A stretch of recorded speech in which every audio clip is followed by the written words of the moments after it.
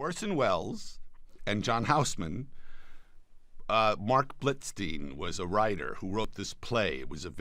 Mark Blitzstein was a communist, and the play was very pro-union and very radical left-wing play.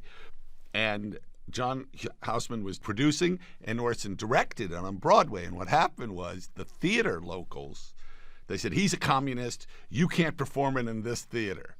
And the whole opening night audience was there.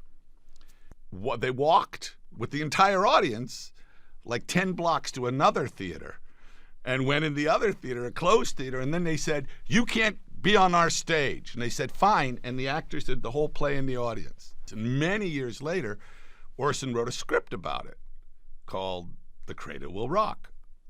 But it was about that night. It wasn't the play. It was about that night.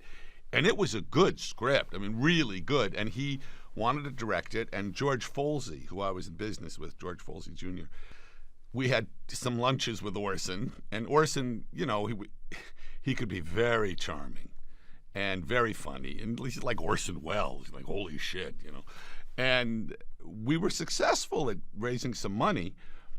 And Rupert Everett was hired to play Orson. Amy Irving was going to be in it.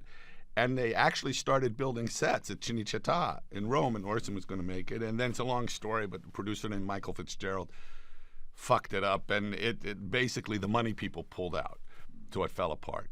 Many years later, Tim Robbins bought the script, and I thought, many years later, and Orson had passed, and I thought, oh, well, that's great, because it's a great story. And then I went and saw the movie. It had fuck all to do with Orson. He completely rewrote it. It was totally different. It was too bad. It was, you know, like many of Orson's projects, it's one of those things that was a tragedy. But I was very minor involved.